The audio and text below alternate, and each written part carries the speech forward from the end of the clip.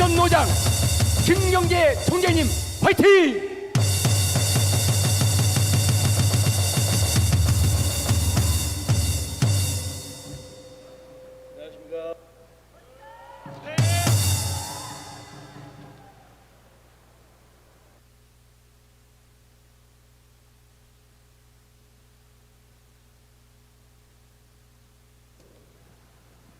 이 정광훈 목사님 계시면 말씀드리기가 쫄린다 그러는데 저도 그렇습니다. 또 그 다음에 또 청라에 김문수 대표가 있어서 마음이 바쁜데 간단하게 하겠습니다.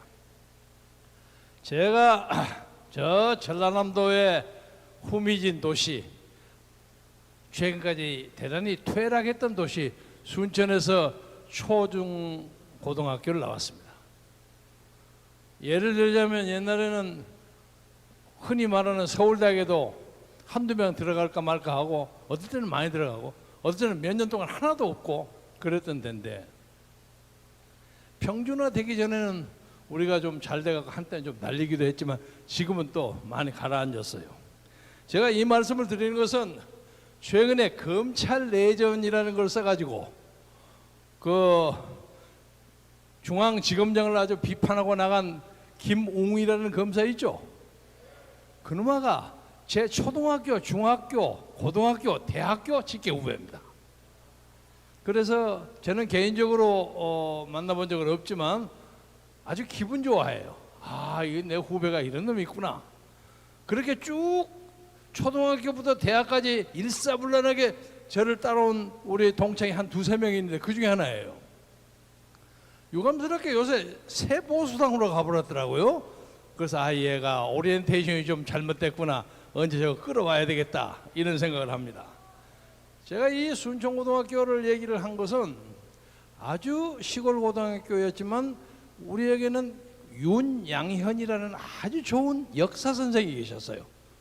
국사와 세계사를 가르치는데 딱 이렇게 나오면 국사 시간을 한번 쫙 발라고 여기 국사하고 세계사 설명, 세계사를 가르치면 여기서 세계사 가르치고 국사 가르치고 이러는데, 예를 들면 탁 나와서 아주 숭악한 전라도 사투리로 아야, 너희들은 AB 313년에 뭐 일어났는지 아냐? 잘 몰라요. 야, 그것도 모르냐? 로마의 콘스탄티누스 대세가 밀랄로 칙령을 발표해갖고 기독교를 공인했다. 그 정도는 알아야지. 3.1.3이요. 알았어? 7끝이요. 그런데 그때 대한민국, 한국에서 뭐가 일어났는지 아냐? 잘 몰라요. 그것도 몰라갖고 무슨 공부를 한다 그러냐? 역사는 세계사와 국사를 같이 배워야 되는 것이요. AD 313년에는 뭐를 했냐? 고구려 미천왕 15년으로 고구려가 한반도에 있었던 한사군을 완전히 쫓아내버려가지고 우리가 민족국가를 부족국가에서 민족국가가 될 수 있는 기틀을 마련한 날이요. 이거 대단히 중요한 날이요. 이렇게 설명을 해요. 그래서 제가 그 윤양현 선생이 제 어린 시절에 굉장히 역사를 구경하는데 참으로 중요한 위대한 스승이었다고 생각합니다. 제가 이 역사 얘기를 하는 것은 우리나라 최근에 탄핵이라는 민족적 참사가 벌어졌는데, 지금부터 2000 몇백 년 전에 카르타코라고 있었죠. 한니발이라는 유명한 명장이 있었던데, 카르타코가 BC 246년부터 146년까지 100년 동안 있었습니다. 거꾸로 내려왔는데, 카르타코가 당시에 세계 최강의 나라였습니다. 카르타코를 끌어간 한니발과 로마를 끌어가는 스키피오라는 장군이 붙으면 개입이 안 돼. 그리고 카르타코가 굉장히 성벽이 강력했어요. 도저히 난공불락의 성이었어요. 정치, 경제, 문화가 굉장히 발달하고 과학도 발달했어요. 그런데 한 큐에 카르타코가 가버린 게, 그 안에 아스탈렉스라는 귀족이 카르타코에 일어나는 일체의 성벽의 배수로 무슨 수도관 이걸 일체를 해가지고 로마에 팔아먹었어요. 그러니까 로마군이 딱 들어와서 그것만 지도를 가지고 뺑뺑뺑 차갖고 카르타코를 하루아침에 멸망시켰습니다. 제가 이 말씀을 드리는 이유는 이 나라 자유민주주의를 지키는 박근혜 정권이 반대파 야당에 의해서가 아니라 우리 내부에 밖과 내통해서 문을 열어주는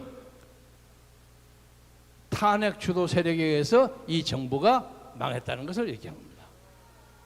그래서 가장 중요한 것은 그 역사를 끌어가는데 그 역사의 반동적인 사람, 이것이 역사를 틀어갑니다. 오늘 제가 이 말씀을 드리는 것은 그럼에도 불구하고 문재인이가 하도 고약해서 옛날에 나쁜 짓 했던 사람을 싸움 사고 뺨 때리고 할 겨를이 없어요. 지금 이 해야 된단 말이에요. 모든 사람들이 야권이 단합을 안 하면 질 것이라고 자꾸 주장한다. 사실인지 아닌지는 모르겠으나 아니 그렇게 주장하고, 아까 목사님이 말씀하신 것처럼 우리가 자유통일당을 딱 만드니까 저 분리주의자고 난리를 쳤습니다. 그래서 아까 공병호 박사가 그 통계를 만들기 전에 제가 이런 말씀을 드렸습니다. 목사님도 처음 말씀하신 걸 제가 붙여서 설명한 겁니다. 자, 우리나라에 지금 야권이 분열됐습니까? 통합되어 있습니까? 분열되어 있죠. 그러니까 완전히 통합이 야권이 돼 있는데 우리가 나서면 야, 네 분열주의자 아니냐 이렇게 얘기할 수 있는데, 분열된 야권을 통합하기 위해서 나온 것이 니도 분열한다고 얘기할 수는 없는 거 아니냐 이거예요. 그렇죠? 그것을 공병호 박사가 딱 조사를 해보니까 76대 24가 나온 거예요. 그게 압도적 3대 1이 넘는 거죠. 그러니까 대세가 우리 국민이 오랜 역사 동안에 길렀던 자유민주주의를 이 땅에서 지키고 시장경제를 발흥시키고 이 나라를 우리들의 새끼들이 마음 편하게 살 수 있던 그런 나라를 만들기 위해서 자유민주주의 회복이 시대적 역사적 사명인데, 이것을 끌어갈 사람이 저 광화문 세력이 주도해서 이 나라 자유민주주의를 회복해야 한다는 것이 국민의 사명이라고 생각합니다. 그런데 지금 현재까지 아주 복잡해요. 이게 될까 말까. 그런데 이런 시점에서 여기 계셔서 말씀드리기 좀 쑥스럽습니다만, 하나님은 우리나라에게 선지자를 하나 보냈어요. 그런데 이 선지자도 처음부터 예수님처럼 나자마자 뭐 동방박사가 와서 절을 하고 유황을 보내고 선물을 보내는 그런 하나님의 아들로 나타난 게 아니에요. 동방박사 옛날 그 크리스마스에 나온 것처럼 아주 한면 가정에서 태어났어. 소위 말해서 대한민국에 신학교가 많이 있는데 유명한 신학교 뭐 총신, 뭐 장신, 뭐 한신 많잖아요. 그런 것도 아니에요. 한미한데서 태어났어요. 그리고 저거 얼핏 들었습니다만 처음에 목사가 돼가지고 별로 그렇게 설교도 잘 못하셨다고 그러신 것 같아요. 제가 막연히 듣기로는. 그리고 계속 성경만 읽어서 성경을 달달달달 외워요. 그런데 어느 날 갑자기 하나님의 영이 오셨어요. 나와서 연설을 해보고 어이구 당신 목사 설교가 달라졌네? 이러더라는 거예요. 그래서 저는 이것은 하나님의 역사라고 생각합니다. 그래서 지금 우리나라의 정치, 경제, 사회, 문화, 교육, 종교, 군사 말할 수가 없어요. 말을 다 일일이 할 수가 없어요. 그냥 몰락으로 떨어져 가는 거예요. 그런데 저는 딱 이걸 보면서 아, 우리 역사에 이 폐학의 역사가 끝나고 새로운 시대가 오는구나. 이 새로운 시대를 오게 하기 위해서 하나님은 우리에게 이 많은 악의 세력이 만들어준 온갖 작태와 공작을 다 보이는구나. 조국이가 나와서 난리 법석을 치더니 또 추화목에 나와서 난리 법석을 쳐. 모든 사람에게 자, 이 정권 가지고 되겠냐? 안 된다는 거예요. 그런데 이걸 해결하는 방법이 없어. 방법이 없어. 옛날처럼 칼 가지고 싸움할 수도 없는 것이고, 그래서 우리에게 남아있는 것은 4월 15일 날 우리가 가지는 위대한 표 하나를 가지고 해야 되는데, 이 표도 지금 여당에서는 보기는 야, 니들이 아무리 표가 많을지언정 니들이 우리를 해봐? 웃기지 마. 그러고 있습니다, 저 사람들. 니들 지금 야권 잘 통합 안 되지? 왜 안 되는지 아십니까? 걔들이 정치 공작을 하기 때문에 그렇습니다. 그렇습니다. 그리고 자기들은 드루킹도 수십 개 만들고, 그러면 전자 개표기 문제에 대해서 문제가 많죠. 그런 거 가지고 우리가 다 할 수 있어요. 염려하들 마. 그리고 적당한 사람 쫓아내고 그냥 좀 반짝반짝한 젊은 사람, 이쁜 사람, 탤런트지 뭐 이래가지고 갖다가 세우고 신인 영입한다고 난리 법석을 쳐요.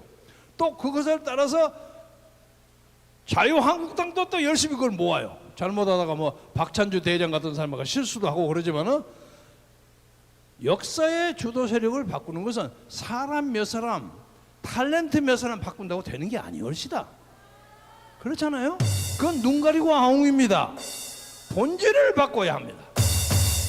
그래서 4월 15일 날 우리가 200석을 이길 수 있다 하는 마음은 가지지만, 지금 저기서 꾸물꾸물하고 지금 통합하고 있다는 저 자유한국당이 하는 짓거리 보면 한심해요.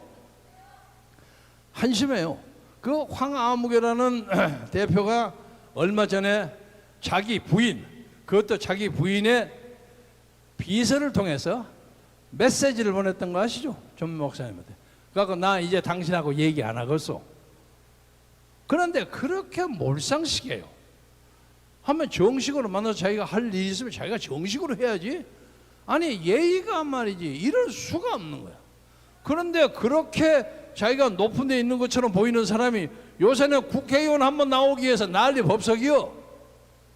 국회의원 하는 것이 상당히 어려워요. 이 양반이 얼어가지고 어디 가면 떨어질 것 같아서.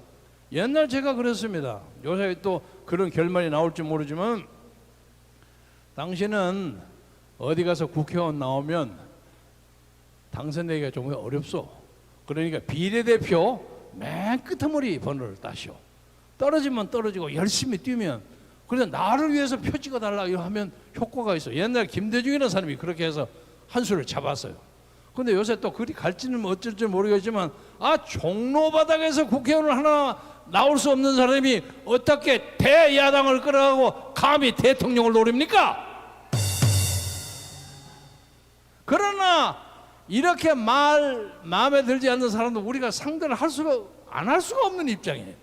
그래서 정광훈 목사님이나 김문수 대표들께서 이 문제에 대해서 후보 단일을 하자 해서, 그쪽에 안상수라고 전 인천시장 하셨던 분, 그래서 말이 통하는 분이에요. 그래서 제가 상대에서 몇 번 주고받고 얘기를 하고 있는데, 이것이 마지막 끝판까지 가서 후보 단일화를 시킬 가능성이 아직 있습니다. 그러면 우리 당의 후보자들과 공천자들과 그쪽의 공천자들과 둘이를 딱 붙여가고 투표를 하는 거예요. 투표를 해서 그 여러 가지 이제 그 계략 절차는 지금 저희들이 연구하고 토론하고 있는 중입니다만은, 우리는 끝까지 마지막 순간까지 후보 단일화를 위해서 적어도 야권 통합을 방해했다는 평을 듣지 않게 최선을 다하겠고, 그러기 위해서는 자유통일당이 아까 나오는 76대 24 정도가 아니라 86대 14 정도로 압도적으로 잡으면 저 사람들이 꼼짝 못하고 와.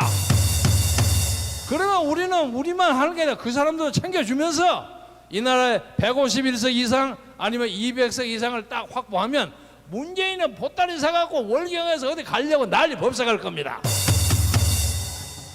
마지막으로 여러분에게 말씀드리고 싶은 것은, 자유민주주의는 공산주의하고 싸움을 하는 대립된 개념이 아니올시다. 자유민주주의는 인류가 발명한 제도 중에 현재까지 가장 좋은 제도입니다. 인간의 본성을 기준으로 하는 겁니다. 이미 공산주의는 1990년에 이미 깨졌습니다. 지금 이 주사파들이 왔다 갔다 하는 것은 옛날 흘러간 옛 노래 불러가지고 김일성이 앞잡이 하려는 주사파들이 왔다 갔다 하는 것이지, 이것은 사회주의도 아니고 사회민주주의도 아니고 저 서독에서 하는 사회민주당 그거하고 전혀 관계없는 엉터리예요. 부끄러워요. 부끄러워. 아니 어떻게 펜스 부통령 앞에서 신용복이가 내가 존경하는, 신용복이 내 대학 1년 선배예요. 내 잘 알아요. 그 사람 잘 알아요. 잘 아는 사람이에요. 그렇게 대한민국의 대통령이라는 자가 그럴 수 있습니까? 창피해서 못 견딥니다. 그래서 오늘 이 의정부 이름이 참 좋죠. 우리나라의 의정을 다루는 부서 의정부에서 다가오는 4월 15일에 위대한 자유민주주의의 승리, 자유민주주의로 통일까지 가는 자유통일당의 선두에 서서 새로운 혁명의 역사, 새로운 세계사의 역사를 끌어내도록 여러분과 같이, 많은 사람과 같이, 저기 있는 목사님, 우리 대표님과 같이 승리의 노래를 부를 수 있는 데까지 마음과 뜻과 정성을 다할 것을 여러분에게 제창하면서 말씀을 마치겠습니다. 대단히 감사합니다. 감사합니다.